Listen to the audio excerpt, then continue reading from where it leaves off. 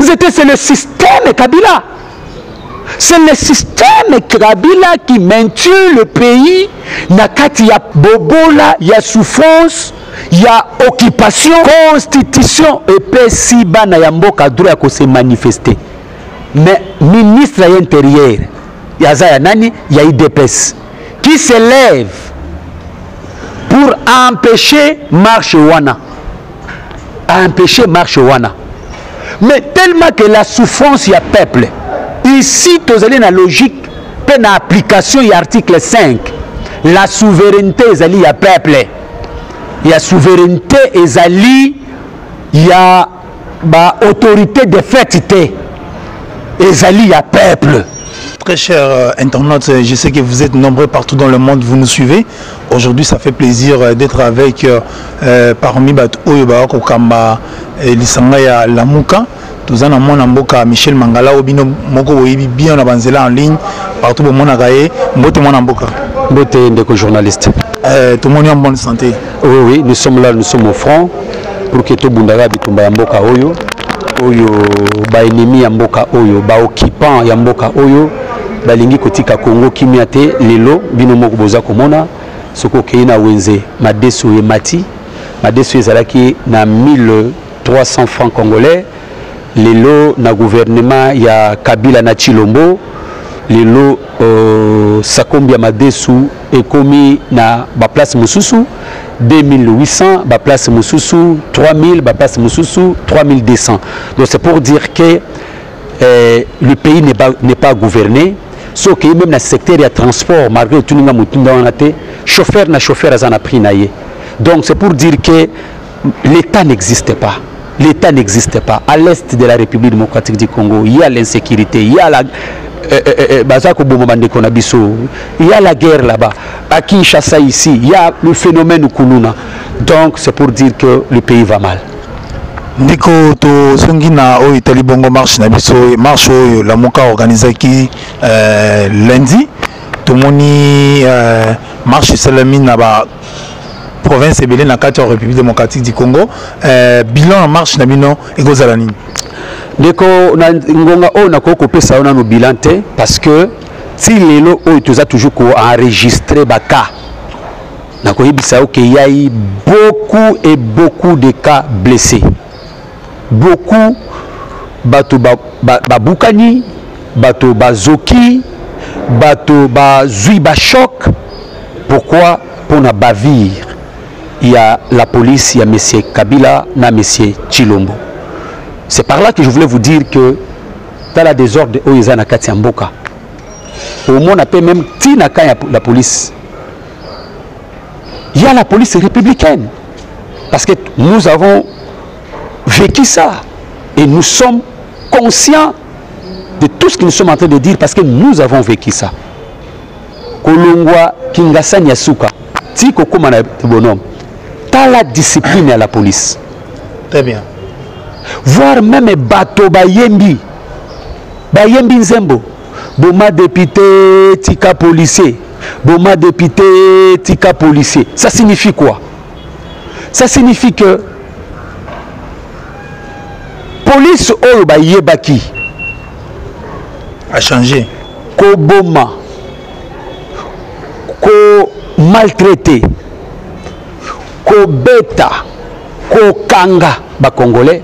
Bamona ki police wana te wana ezali ko banda Kingasa Nyasuka ti kokoma na de bonhomme ko kolongwa de bonhomme dégâts kino kokoma na échangeur wana ezali makamususu o to bengi police ya Chilombo na police ya Kabila. Répression impossible ngayo na ko yebisa bino babetanga gaz na kweya. Heureusement bandeko bazaki na service ya garde na ngai na miso pilipili bazwanga tindenge na kenda place batia ngai na yebaki kutute bako beta gaz moko. Je n'ai jamais vu ça. Yo moni mutuka ezo ko bimisa gaz lokola milinga za ko bimana mutuka parce que gaz wana ebanda ko uta na mutuka bako betelo ko moko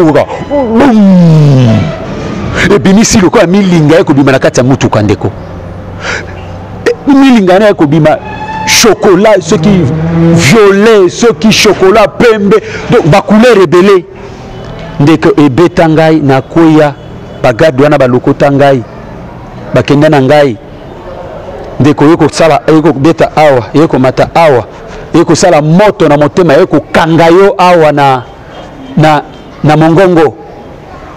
Quelle souffrance, quelle répression, pas si aboyé.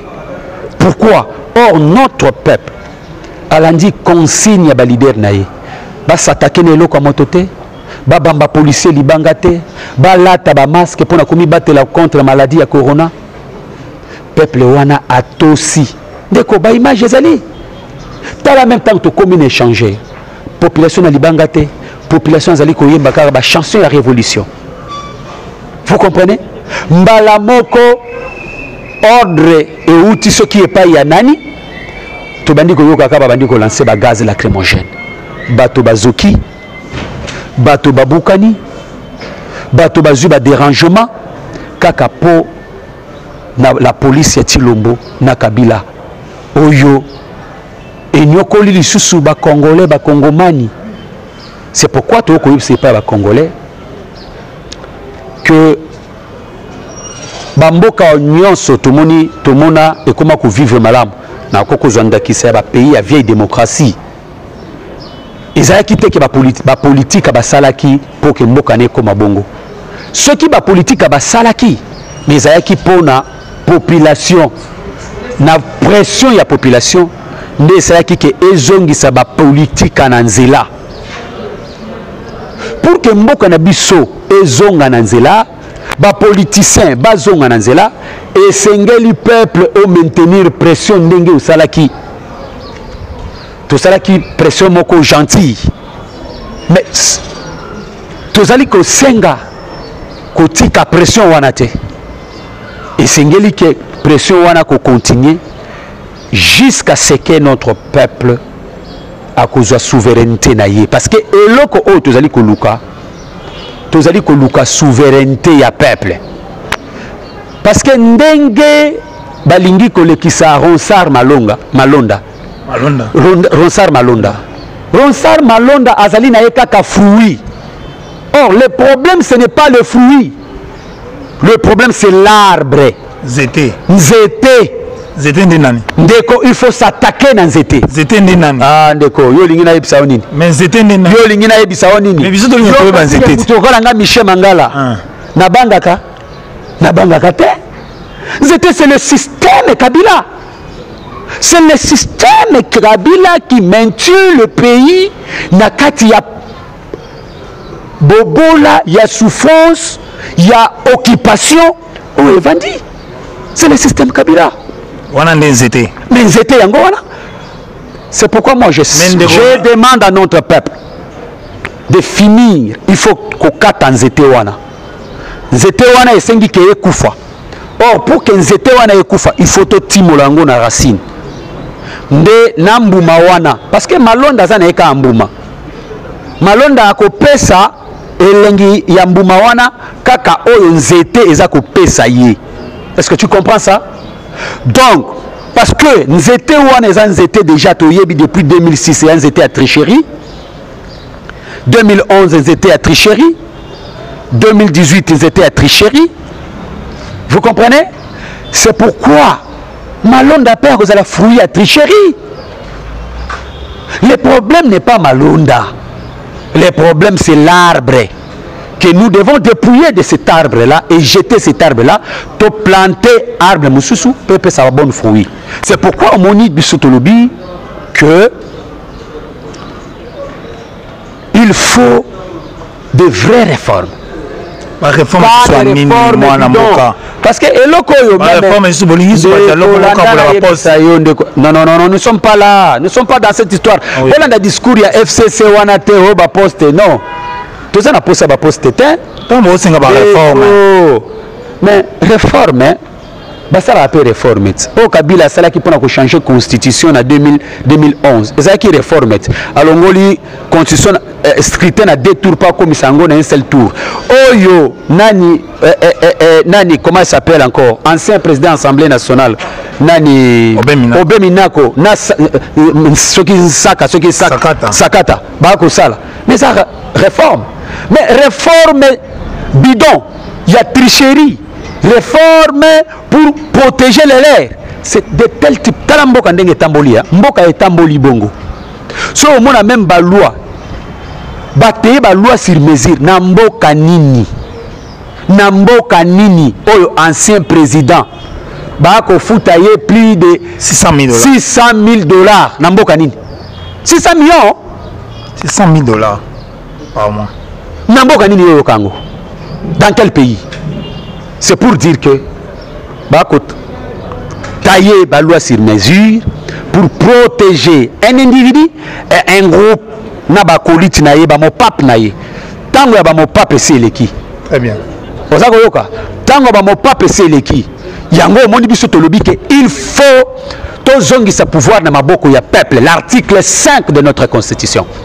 Jean-Pierre Mbemba lobby la police professionnelle marche chez les Libyens te kulutu na biso président na biso Jean-Pierre Bemba a pesaki information azwaki nano situation nyonso ya mboka te je pense que mikolo ezali koya hein akopesa vraiment situation ya mboka donc tokosenga na bakongomani bazala toujours un ndenge na uti koloba soki tolingi ya solo ke mboka na biso etambola malamu changement ya solo ezala na kati ya mboka na biso esengeli ke peuple na biso azwa ba responsabilité na ye na maboko. Moïse Katumbi marche seulement na Lubumbashi te Moïse Katumbi aboyi na ye monike bino moko na lamuka boza tantôt plutôt donc lamuka etikala bino na mwana mboka Martin Fayulu Moïse Katumbi asali na ye marche te na koki koyebisa yo ke na kati ya lamuka tozali ba chauve souris te tozali na dénature te tozali kaka na nature moko soko lingi kotala ba chauve souris kende na IDPS parce que lelo oyo komba ya IDPS tozali koyeba lisusu komba na yango te nana tuyini kama Moïse Katumbi tozali koya mitune ezali ya yobi ya ezali ya ngai tika ngai na loba parce que kuna na kati ya IDPS tozali komona IDPS d'en haut na IDPS d'en bas mais ce qui te zongi na Genève batalisaki biso ke toyoki base mais IDPS d'en bas qui est la base aujourd'hui ils se sont exprimés yo monite IDPS est tu l'IDPS vous comprenez l'IDPS est tu l'IDPS tango ya kala omoni il faut tokene na ba exemple moko boye pour que esunga kabato nazonga lisusu na époque Mobutu tango makambo moko ya lokuta esalemaki na est kuna opération turquoise wana esalema non oyo ya Lubumbashi c'est turquoise non oyo ba étudiant o ba ki étudiant akufaki ezaki pe lokuta ba benga Ngwanda Terminator oyebi yango lisusu na 1990 si je me trompe oui ba benga ye Terminator n'est-ce pas oyo kino lelo ata famille moko te na ko lobango malamu ata famille moko te telema poke ebenga Ngwanda n'est-ce pas bafunda Ngwanda ke Ngwanda boma bana na bango ozako kanga malamu mais lelo oyo à cette époque il était ministre de la défense hein oui, balbaki de défense or mboka ezalaka gérer na ministre de la défense était mboka ezalaka gérer na ministre intérieur ozako yoka ye mutaotala mboka nyoso sécurité ya mboka c'est lui nakomema exemple moko facile pour la compréhension. Mais pour Moïse Katumbi, nazali koya comme ça mathématicien pour répondre 1 plus 1 égale 2. Mais il faut démontrer comment 1 plus 1 wana est comme 2. Yango nazali ko démontrer yo na koloba yango. Lelo to komona constitution epesi bana ya mboka droit ko se manifester. Mais ministre de l'Intérieur, Yazaya Nani, il y a IDPS, qui se lève pour empêcher marche wana. Empêcher marche wana. Mais tellement que la souffrance y a peuple. Ici, tu as la logique, peine application y article 5. La souveraineté y a peuple. Il y a souveraineté il y a autorité de fait. Ezali ya peuple. Ozali koyoka. Peuple wana abimisi à s'exprimer, à sali langage na ye, mais babomiye. Babomiye. Ba famille ezali. Oyo bana bango ba famille bana bango ba kufi, ba famille ezali kolela. Donc esengeli ba famille wana. Balande la ministre intérieur. Ba seigneur de esili na noté. Esili na noté. Tozongi Rossi et Bembezalit, n'est-ce pas? Nakati permanence ya IDPS. Baboma, ba Congomani kuna, n'est-ce pas? Ba militaire IDPS. C'est justifiable. Et Moutounio soyez biango. Mais Bazo Sabiso, on ne va pas fouiner dans le passé. Mais Moutoko la Ngwanda kiza. Mais à ta famille mon côté à l'obak non. Yé. Vous savez kanga? La kisa ya solo que na régime naé parce qu'il était ministre de la défense. Moutou akufa. Famille moko revendica et bembe yande konabango. Donc par là je voulais dire quoi? Je voulais dire que nous devons être justes et honnêtes. Parce que Congo est à Bisso. Parce que non, na ko relater histoire ya mboka. Pour que bato ba yebaka to yeba nini oyo biso tolingi nini oyo biso to ko sala. Tu comprends mon frère? Mais na yo kikuna na Lubumbashi marche ezalaki annulée. Qui que parce que bato amite mamabe balingaki koboma ba manifestant boy na boy. Mais ndeko kaka le même jour wana kaka il y a eu un groupe de gens qui avaient marché, n'est-ce pas? Mais pour nini toyo kaki ba attaquer bato wana te. Donc mais eloko eza motuya na Kinshasa. Hein? Tout monaki bato ya Moïse Katumbi, bato ya ensemble. Mais il y a moi qui na kati ensemble Moïse Katumbi. Peuple wana ndi moko a juger. Soka za na bisote, peuple wana ndi muta jujaka, peuple ndi muta décidaka. Mais moi na mboka Michel Mangala et ba contradiction za makasi na kati na moka. Na ndenge nini? Na moi na mboka oyo za bongo député provincial comme on a Mike Mukebai. Mike Mukebai akendaki jour à marche lundi pour avoir député national élu à MLC na commune Yangingi oyo bengami bongo kombo ya Edi Yele aboyi ko bimana ndako nani aboyi ko bimana ndako Edi Yele non lokuta bote wa pesa sangwa lokuta tata Edi Yele d'abord azali président fédéral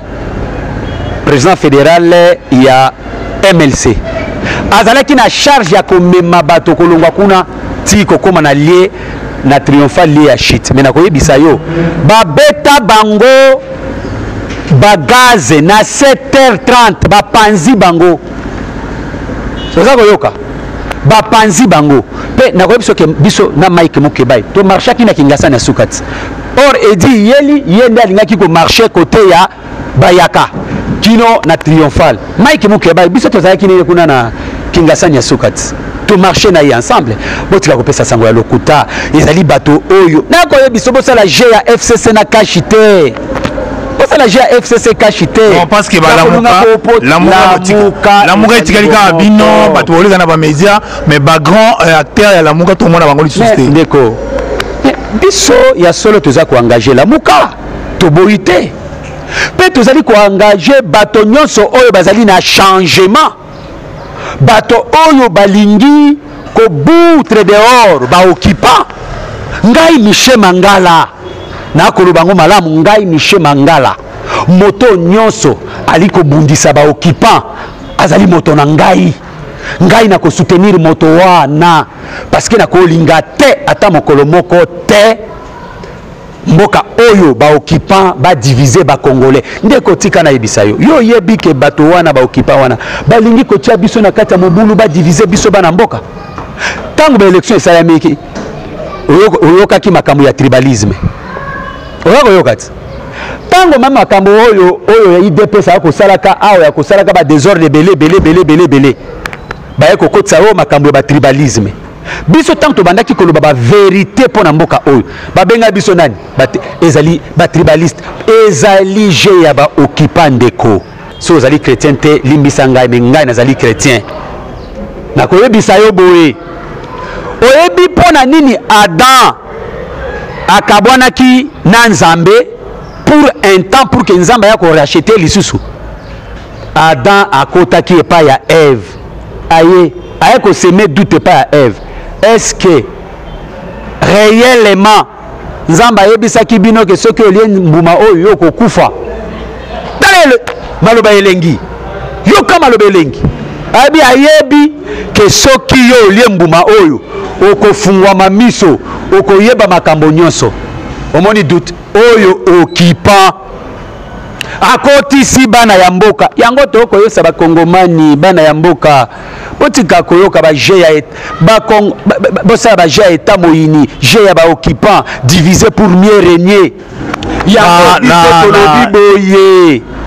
biso tolobi boye ndeko il faut tobuka toboma nzete tokota na fruité mais tokoboma nzete toboma nzete c'est bon question nanga pour tous ceux qui s'émission pour qui déjà oza déjà na likolo makasi téléspectateurs na bi ke bomona Michel Mangala ndinga zo démontrer de ce qui s'est passé na makambo ba marche ko tout ça les solo en marche moi na mboka bureau ya FCC na basalaki communiquer na bango ba comprendre te ba lobby ba monaki ba drapeau ya IDPS na marche ya FCC et ya Lamuka marche ya IDPS monaki ba drapeau ya Lamuka ba lobby ke bino bozongisi bon na bino na auto benga ba bien na lingala na langage moko simple ke bozongisi ba relation na bino oyo kabonaki bino na Genève et bon mabeza ndeko il faut koyeba ke biso to considérer ka IDPS lokola ba enfant prodigue obi na Biblia ezali na mwana moko amonaki ke ye akoki esengeli pe ya bala esengeli pe azwa ndako na ye esengeli pe asala nyonso amimonaki ke ye elombe bandeko bayebisi ekeba tango ekoki nano te kokende te ye alobi ke ngai nakei biso toyebisi etala ndeko baliaka na ndoki te soki olie na ndoki keba ndoki wana akolia yo ate biso tokoki tokei tokabwana na bino bakei toyebisi bango ndeko bato oyo basouffrir pendant 18 ans faire souffrir peuple pendant 18 ans bato oyo babomi bino bato oyo banyokoli bino est-ce que bakolinga bakorrige boya kokorrige bango na 5 ans? C'était pratiquement impossible, mon frère ami. Makambo biso tolobaki babengaki biso ke tozali te mamabe, tozali ba aîné, tozali ba jaloux. Mais le président légitimement élu, Martin Fayulu Madidi alobaki. Bozonga na combat ya papa Etienne Tshisekedi, ba yokaki même été. Mais lelo oyo ndeko oyo alobaki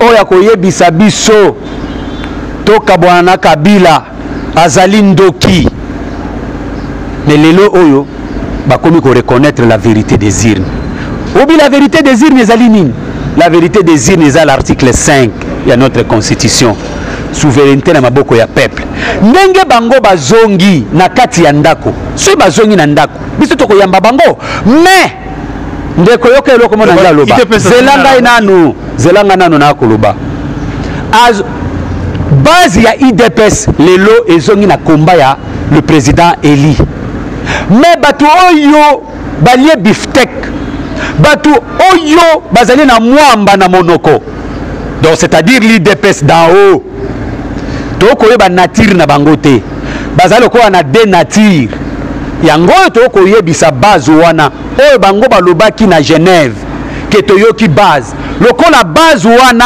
et comprendre base boyebi ndenge structure IDPS ezalaka boyebisa bato bakolia mwamba boyebisa bato bakolia biftek bazonga na ndako ndenge bino bozongi na ndako ce qui IDPS azongi na ndako et que lelo annoncé d'une manière claire et nette tokoyamba ete pona nini tobundi na IDPS pendant na koba plus de 25-30 ans tobundi na bango ensemble mais ceux qui lelo bazongi na ndako mabeza wapi ezali ndako na bango balobaka nini singa ya famille ebendanaka mais katanaka te. Oui, très cher internaute, vous comprendre et vous comprendre moi Namboka Michel Mangala a expliqué biso de ce qui se passe dans la République démocratique du Congo. Moi Maloba Suka. Oui, Maloba ya Suka te quand même nzamba ko pesa biso na opema pour na émission na yo Maloba ya Suka. Voilà. Parce que nzamba ko batela biso attaque par-ci par-là, ba menace de mort mais to utikate nzamba ko batela biso. Na koyebisa ba Kongomani nyonso oyo bakolanda ngai na mokili mobimba ba oyo bazali na étranger donc diaspora bo benga ba famille na bino na Kinshasa bo bisa bango c'est maintenant ou jamais révolution nyonso eyaka na peuple changement nyonso eyaka na peuple bato yo bakolia mwamba bakolia biftek ndenge bayoki elengi nango bakotika yango te yango yo bo benga ba population na biso comme un seul homme totelemela makambo nyonso ya mabe po ke tozongisa mboka na biso sur les rails bandeko balingi ko zwa biso parce que masolo ezalaka ebele ba mututu mususu akoki olingaki asolo nanga numéro na kopesa eza na WhatsApp bakoko benga na plus 243 81 57 94 972 plus 243 81 57 94 972 bokozanga moko Michel Mangala ceux qui tunto sur la même na WhatsApp toko solola toko pesa na makanisi malamu toko pesa na makambo pona ba idée pona changement ya mboka na biso mais oyo ya kofinga wana boko zwanga ite. Merci. Bandeko balandia Vision Plus Télévision tokomina suka ya émission na biso ya lelo topesi mbote na bakongolais nyonso bazana diaspora na bino nyonso bazana Afrique topesi bino ba mbote tokutani malatima soki nzambe azongi te tokozala na bino.